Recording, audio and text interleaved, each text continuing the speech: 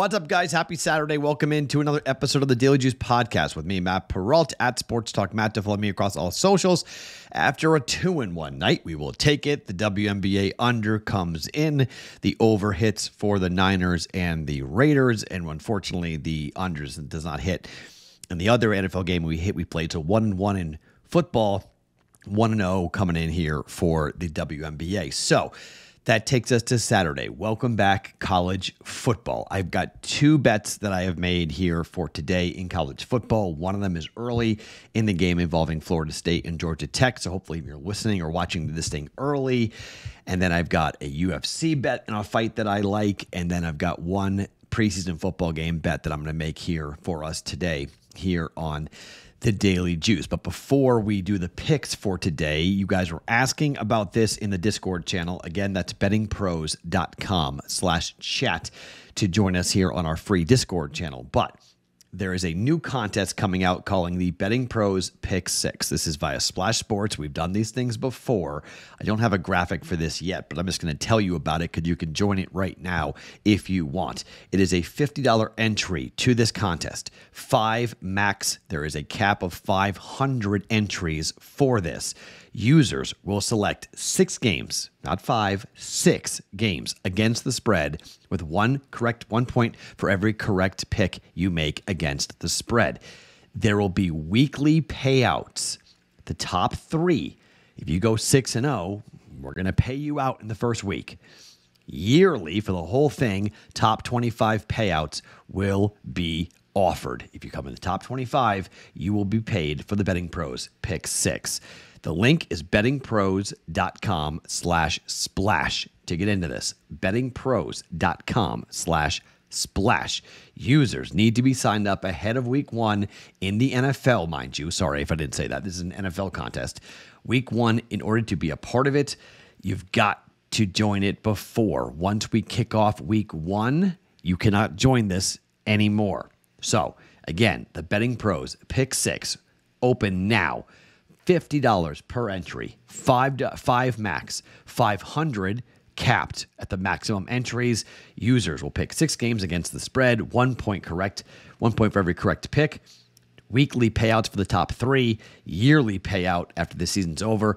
Regular season's over, top 25 will get paid out for this. The overall prize pool will be determined by the number of participants are in this pool. Again, bettingpros.com/splash to join the Betting Pros Pick 6 NFL contest. Get in there before week 1 of the NFL to be a part of it. Okay, let's start with Florida State in Ireland up against Georgia Tech. When you start breaking down, and the numbers for last year are the numbers for last year, I understand that it's a little dangerous year to year to start looking at numbers. However, Florida State last year was a top 25 offense. Points scored, 32.8. Georgia Tech was pretty darn good too. Georgia Tech, 29.7 points per game given up. Florida State's defense was pretty good last year. Okay, this was a team that obviously got completely screwed out of the playoffs. We had them. I thought they'd make the playoffs. We won't go and relive what happened last year with the playoffs. But you've got a team in Florida State that's trying to make and send a message. Okay, Georgia Tech defensively wasn't horrible, but they gave up over 30 points per game last year. That was outside the top 100 in college football. Against the run, they were outside the top 120. Against the pass, they were pretty good. Okay, so you expect Georgia Tech to be able to stop the run here, stop the pass rather, and force Florida State to run. But Florida State's been okay. I mean, they've not been bad running the football. They were averaging about 4.4 yards per rush, and they brought in DJ Uiagalelei, transferred in to help their running attack. That's a quarterback spot for them to go ahead and do that. So you've got a pass-happy offense who can score a lot of points up against a Georgia Tech team that, look, last year they weren't horrible, and people are betting them to keep this game close. But the total is 55. I think we're going to see offense here. I think you're going to see on a neutral field, I think we're going to see both offenses be able to move the football. And look, I think Florida State winds up winning this game, but I think Georgia Tech's got a lot to play for here in this game. I think they have a chance with the national TV audience. They got a chance with all these people coming over. I don't know. I know the Seminole defense should be better, but I think this is going to be a lot of fun to watch and see what happens here with Florida State and how many points they're able to put up. This is Mike Norvell's offense, who's done a really good job to see what he can do. And I think you have a chance to put up some big numbers against Georgia Tech, but I think Tech will score. I think they'll score enough. We're going to go over in the first college football game of the year. Over 55 for 1.1 units in Dublin, Ireland. Let's get points. Let's get offense. Let's see what happens in the red zone here. We know that DJ Uiagalelei is going to score in the red zone. I mean, the guy's impossible to bring down, but Georgia Tech's got some weapons. They got some weapons to look at on offense, and I think they'll be able to move the football here. So, fun game. Georgia Tech and Florida State over 55 for 1.1 units. Second game in the college football ranks. SMU and Nevada. Nevada's not very good. I mean, not very good at all.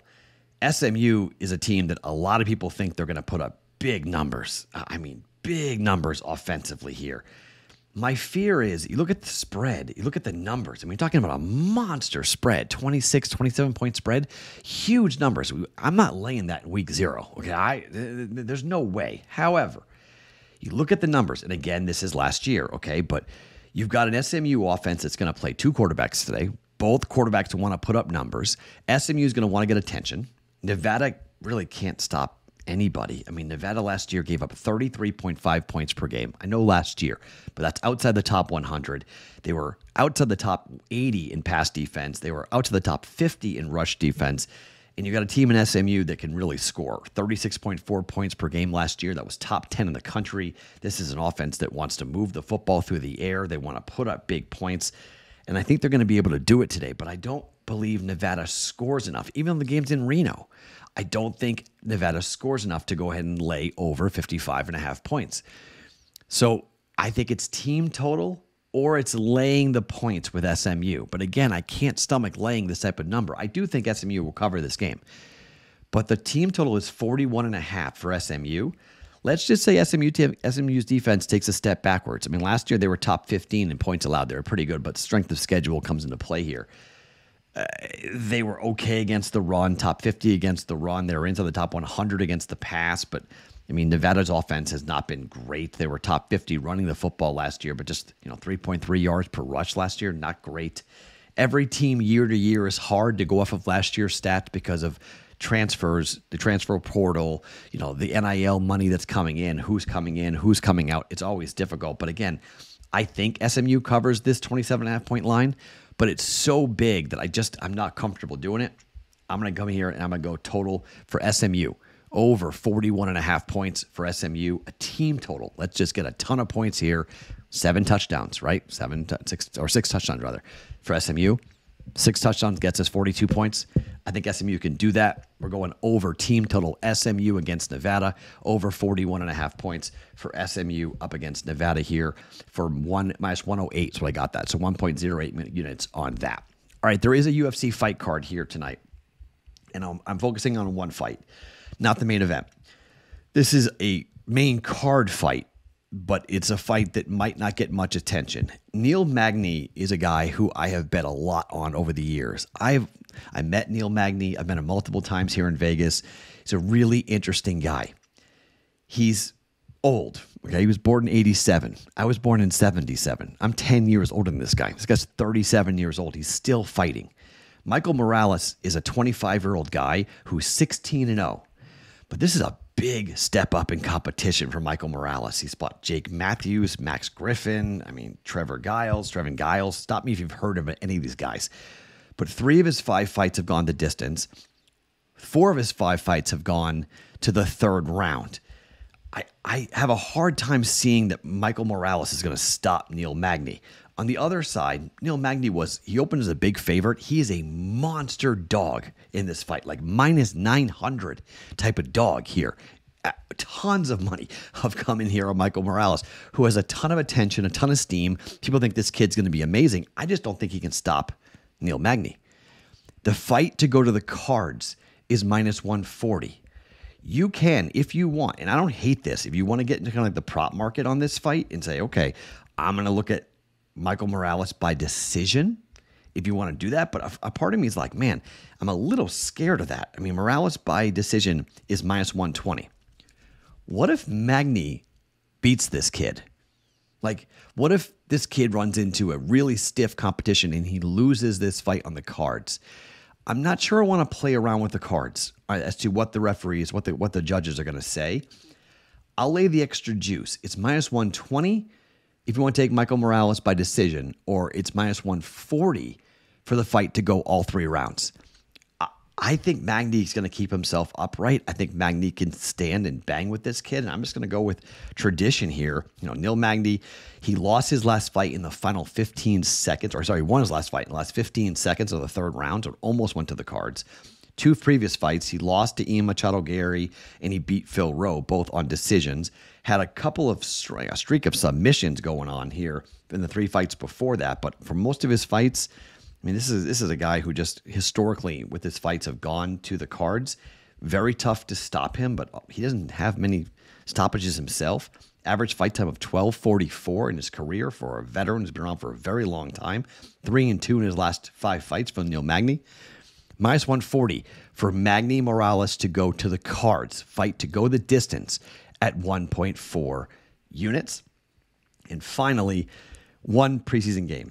Steelers are laying 7 points up against the Detroit Lions. Somebody's going to have to explain to me this number. Have we been watching this at all? I don't understand. This game is in Detroit. The Pittsburgh Steelers do not have a starting quarterback yet. Are they going to play Fields? Are they going to play Russell Wilson? Are they going to play them both today? I guess we're going to find out.